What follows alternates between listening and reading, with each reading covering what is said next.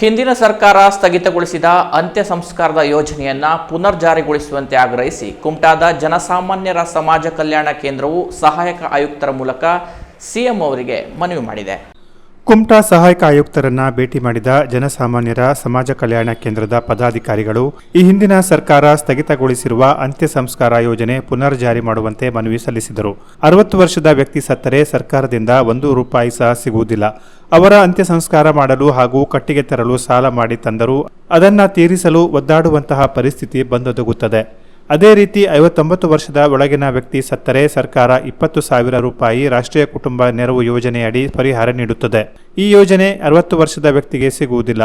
ಹಾಗಾಗಿ ಹಿಂದಿನ ಅಂತ್ಯ ಸಂಸ್ಕಾರ ಯೋಜನೆ ಪುನರ್ ಜಾರಿ ಮಾಡಬೇಕು ಹಾಗೂ ರಾಷ್ಟ್ರೀಯ ಕುಟುಂಬ ನೆರವು ಯೋಜನೆಯಡಿ 59 ವರ್ಷ ಇದ್ದ ವಯೋಮಿತಿ 60 ವರ್ಷಕ್ಕೆ ಏರಿಕೆ ಮಾಡುವುದು ಹಾಗೂ ರಾಷ್ಟ್ರೀಯ ಕುಟುಂಬ ನೆರವು ಯೋಜನೆಯಡಿ ಈಗ ನೀಡುತ್ತಿದ್ದ ₹20,000 ಇದನ್ನ ₹50,000ಗೆ ಏರಿಕೆ ಮಾಡುವಂತೆ ಮನವಿಯಲ್ಲಿ ಒತ್ತಾಯಿಸಿದ್ದಾರೆ.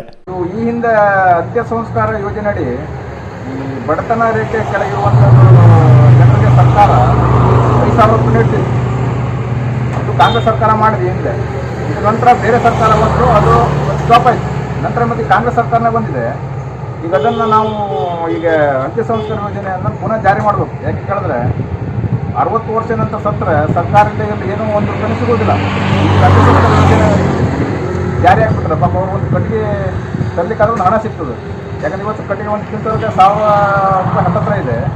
ಹಾಗಾಗಿ ನಾವು ಒಂದು ಮನವಿ ಮಾಡ್ತೇವೆ, ಇದನ್ನು ನೀವು ಆದಷ್ಟು ಬೇಗ ಸನ್ಮಾನ ಮುಖ್ಯಮಂತ್ರಿಯವರು ಇದನ್ನು ಜಾರಿ ಮಾಡಬೇಕು.